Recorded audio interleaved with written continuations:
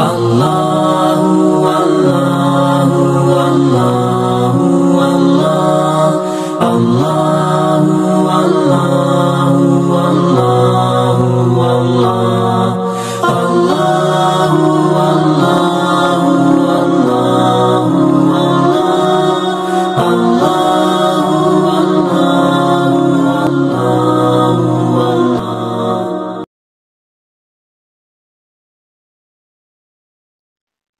Assalamualaikum warahmatullahi wabarakatuh.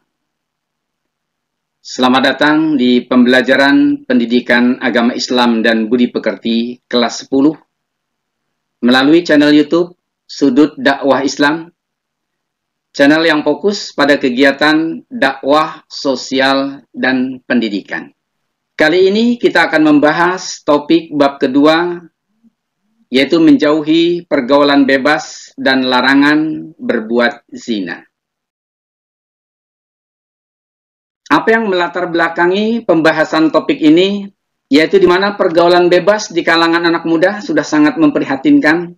Karena itu perlu adanya pembahasan tentang bahaya pergaulan bebas dan bagaimana menghindari perbuatan tersebut agar pergaulan bebas dan perzinahan yang cukup marak di kalangan anak-anak muda saat ini paling tidak akan dapat diupayakan terjadi kesadaran di kalangan para pemuda untuk menghindari pergaulan bebas dan perbuatan zina. Tujuan dari pembelajaran ini diharapkan setelah para siswa mempelajari bab ini, pertama, siswa akan mengetahui bahwa pergaulan bebas dan zina itu dilarang oleh agama. Yang kedua, diharapkan siswa mampu menghindari diri dari melakukan pergaulan bebas dan perbuatan zina. Keempat, diharapkan siswa mampu membaca dan menganalisis serta mendemonstrasikan ayat-ayat yang berkaitan dengan pergaulan bebas dan zina. Dan yang keempat, siswa diharapkan mampu menjelaskan bahaya dari perbuatan zina dan pergaulan bebas. Dasar dalam bahasan topik ini yaitu 1 surat Al-Isra ayat 32 dan yang kedua surat An-Nur ayat 2. Bapak bacakan terlebih dahulu ayatnya, nanti kalian di rumah bisa membacanya dengan baik dan benar, tentunya didasarkan dengan ilmu tajwidnya yang sudah kalian pelajari. Yang pertama yaitu surat Al-Isra yang merupakan surat ke-17 ayat 32 Allah berfirman, La taqrabuz zina innahu kana fahisyatan wa sa'a sabila. Artinya, dan janganlah kalian mendekati perbuatan zina, sesungguhnya zina itu perbuatan yang keji dan sesuatu jalan yang buruk. Jadi ayat ini berisi larangan. Janganlah kalian mendekati perbuatan zina. Mendekati saja tidak dibolehkan, apalagi melakukannya. Karena sesungguhnya zina itu perbuatan yang keji dan sesuatu jalan yang sangat buruk. Kemudian dasar yang kedua ada dalam Al-Quran surat An-Nur, surat ke-24 di ayat 2. Allah berfirman, Az-zaniyatu waz-zani fazlidu kulla wahidin minhuma mi'ata jaldah. Wala ta'khuzukum bihima raf'atun fi dinillahi in kuntum tu'minuna billahi wal yaumil akhir wal yashhad 'adzabahuma ta'ifatum minal mu'minin.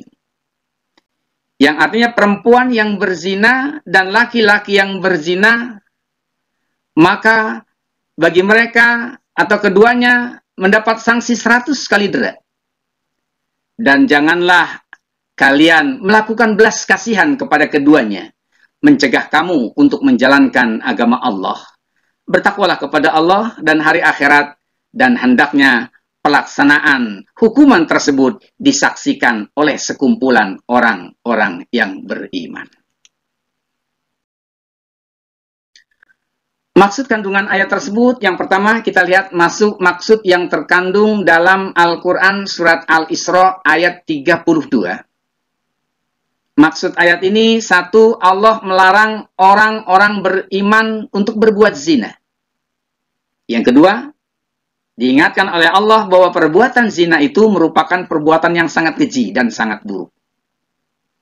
Adapun kandungan dari ayat tersebut, yaitu surat Al-Isra ayat 32, yang pertama, menuntun setiap muslim menempuh jalan kesucian saat melakukan pergaulan lawan jenis. Jadi tidak ditempuh dengan cara melakukan perbuatan zina, tapi dituntun oleh Allah untuk menghindari perbuatan zina, dan menuntun setiap muslim untuk menempuh jalan kesucian saat melakukan pergaulan lawan jenis. Yang kedua, Allah melarang melakukan hal-hal yang mendekati pada perbuatan zina.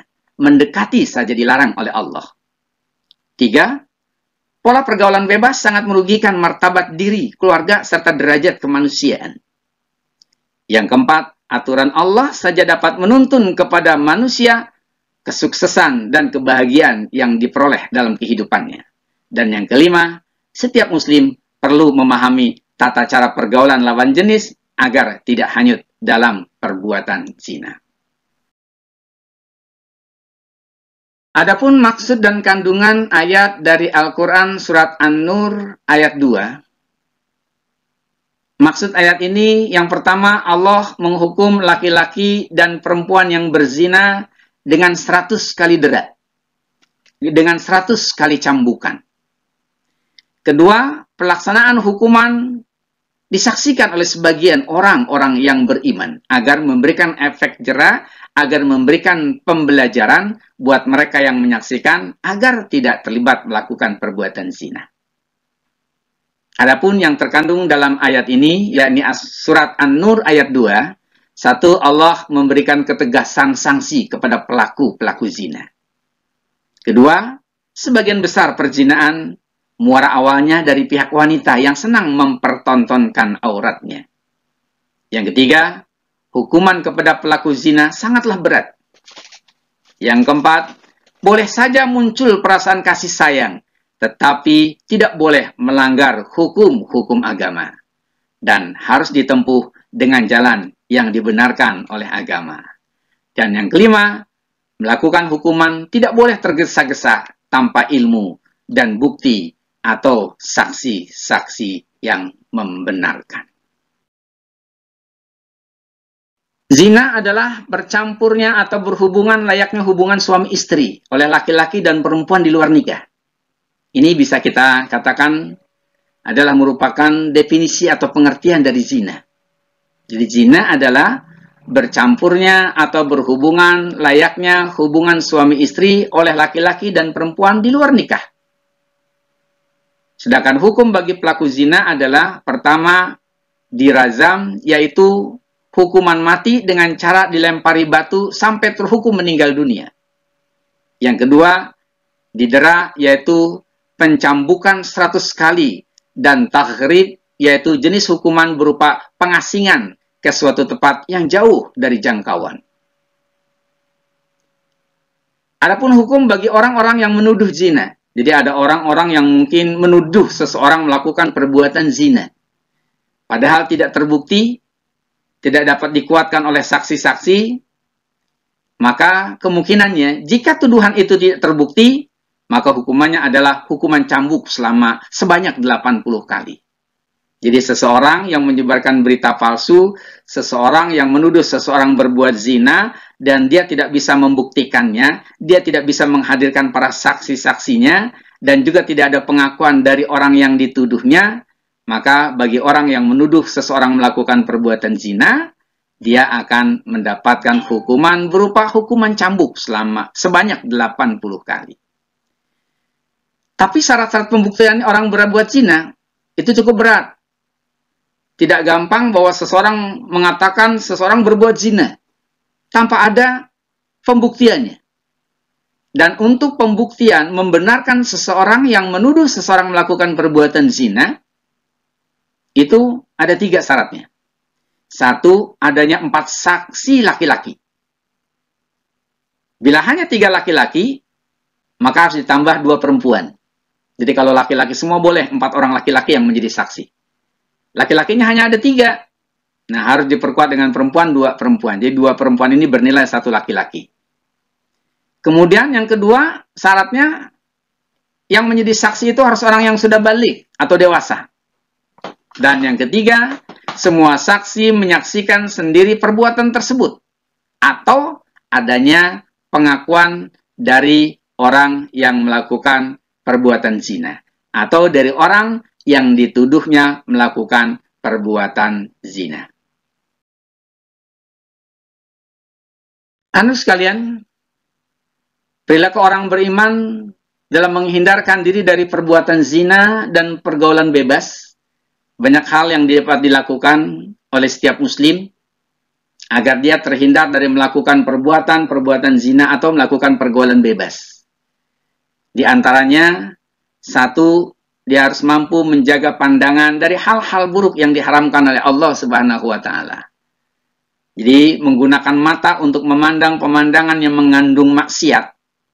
Mungkin melihat orang atau seorang wanita dalam berpakaian yang mengumbar aurat, atau juga mungkin menonton tayangan-tayangan, baik itu di televisi, internet, dan sebagainya, adegan-adegan yang tidak pantas untuk ditonton karena mengumbar aurat atau melakukan perbuatan zina.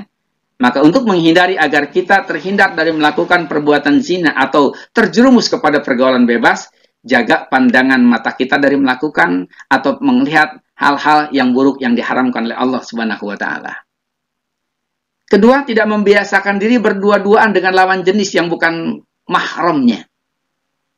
Jadi hindarkan ketika kita mungkin bertemu dengan seseorang dan dia adalah lawan jenis kita, atau bahkan mungkin kita senang dengannya, apa yang orang bilang sekarang pacaran, berdua-duaan, maka harus dihindari kita dengan lawan jenis berdua-duaan, apalagi di tempat yang gelap dan sepi.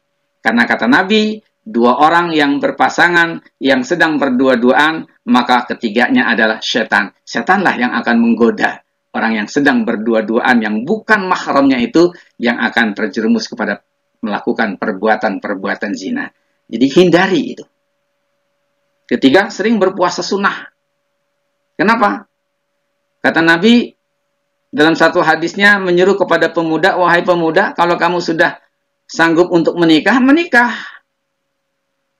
Tapi kalau kamu belum sanggup untuk menikah, berpuasa. Kenapa berpuasa? Berpuasa itu mampu mengendalikan nafsu seksual kita, mampu menundukkan pandangan mata kita, mampu mengendalikan hawa nafsu kita.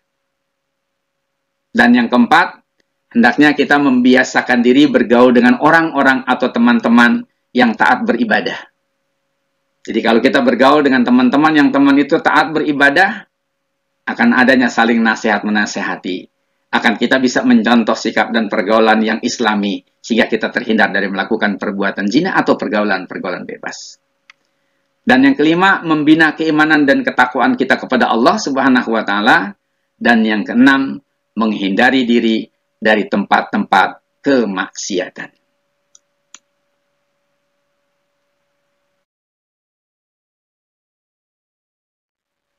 Kemudian yang ketujuh, tidak mendekati hal-hal yang menjurus kepada perbuatan zina. Ya, jadi kita tidak mendekati hal-hal yang bisa menjurus kepada perbuatan zina. Apakah diawali dengan zina mata, melihat aurat wanita, atau diahuli dengan kita berdua-duaan, sehingga setan menjadi pihak ketiga, maka itu dihindari. Ya, ketika kita mendekati hal-hal yang bisa menjurus kepada perbuatan zina, bisa jadi setan akan menggoda kita dan akhirnya kita melakukan perbuatan zina. Kedelapan, senantiasa mengunjungi orang-orang yang soleh. Jadi harusnya kita selingkari berkunjung ke orang-orang yang soleh.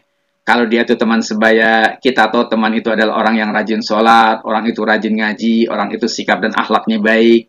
Kunjungi, berteman baiklah dengan dia. Dan yang kesembilan, banyak-banyak membaca buku-buku tentang keislaman. Sehingga yang ada di pikiran kita, yang ada di pemahaman kita, adalah nilai-nilai keislaman. Kalau nilai-nilai keislaman sudah tertanam dalam diri kita, itu menjadi kontrol, menjadi alat kendali. Sehingga kita terhindar dari keinginan kita melakukan perbuatan-perbuatan zina. Ke-10, membaca Al-Quran sambil merenungi tafsirnya. Dan ke-11, senantiasa melazimi berpuasa sesuai dengan syariat Islam. Inilah beberapa hal yang bisa kita lakukan, di antaranya banyak lagi hal-hal lain yang diajarkan dalam Islam, yang dicontohkan oleh Rasulullah Muhammad SAW, yang harus kita lakukan sebagai upaya agar kita bisa terhindar dari melakukan perbuatan zina atau pergaulan bebas. Apa manfaat ketika kita menghindari dari perbuatan zina? Banyak manfaat yang bisa kita dapatkan. Pertama, kita akan terhindar dari berbagai macam penyakit kelamin. Di antaranya AIDS. Orang-orang yang mengumbar seksnya, orang-orang yang mengumbar nafsu syahwatnya, orang-orang yang berhubungan dengan banyak wanita dengan tidak sah, itu akan terkena sebuah penyakit kelamin yang sangat berat dan berbahaya, yaitu diantaranya penyakit AIDS. Sehingga orang-orang yang berusaha untuk menghindari perbuatan zina, manfaat yang akan dia dapatkan, satu, terhindar dari berbagai penyakit kelamin, diantaranya penyakit AIDS. Kedua, dia akan bisa merintis dengan baik masa depan keluarga yang gemilang. Karena berumah tangga adalah untuk selamanya atau seterusnya. Ketika dia berusaha untuk menghindari perbuatan zina, dia mampu meniti, mampu merencanakan, mampu membuat planning untuk bagaimana nanti dia bisa memasuki kehidupan rumah tangga untuk menyongsong kehidupan di masa depan yang gemilang dalam rumah tangga. Ketiga, menjaga nasab, menjaga nama baik keluarga, menjaga keturunan yang baik. Yang keempat, menutup kemungkinan dari melakukan perbuatan dosa besar. Jadi kalau kita bisa menghindari dari hal-hal yang bisa terjerumus kepada melakukan perbuatan zina, itu artinya kita akan menutup diri dari kemungkinan kita melakukan perbuatan-perbuatan yang dosa besar. Dan yang kelima, terbebas dari segala hukuman, baik itu hukuman rajam atau dera yang ditetapkan dalam Islam bagi mereka orang-orang yang melakukan perbuatan zina. Apa hikmah diharamkannya perbuatan zina dan pergaulan bebas? Konsep Islam, ketika dia membuat perintah, pasti dalam perintah itu ada manfaatnya. Dalam Islam, ketika dia melarang suatu perbuatan, maka di balik larangan itu ada hikmah yang didapatnya. Demikian pula ketika Islam melarang seseorang berbuat zina atau melakukan pergaulan bebas, itu banyak hikmah yang bisa didapatkan. Di antaranya, satu, dia akan mampu memelihara dan menjaga keturunannya dengan baik. Kedua, dia bisa menjaga dari jatuhnya harga diri dan rusaknya kehormatan keluarga. Sebab kalau seseorang sudah terjerumus kepada melakukan perbuatan-perbuatan zina, maka masuklah dia dari golongan orang-orang penzina. Dan itu akhirnya juga akan merusak kehormatan keluarganya. Bukan hanya yang melakukan perbuatan zina yang mungkin akan mendapatkan penilaian yang negatif dan jelek dari masyarakat, tapi berimbas juga kepada keluarganya. Kemudian ketiga, menjaga tertib dan teraturnya urusan rumah tangga. Karena sebuah rumah tangga harus dibangun dengan pondasi keimanan yang baik.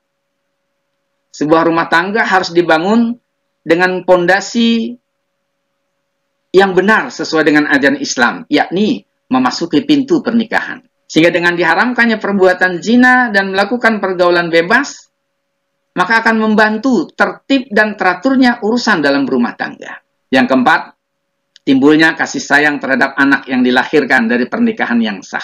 Sebab apabila hadir anak yang lahir dari akibat perbuatan zina, maka akan bisa menimbulkan rasa kasih sayang yang berbeda dari kedua orang tuanya.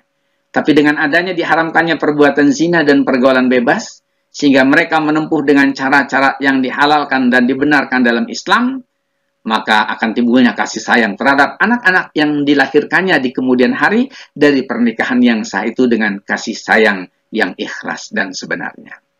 Kelima, terjaganya akhlak Islamiyah yang akan mengangkat harkat dan martabat manusia.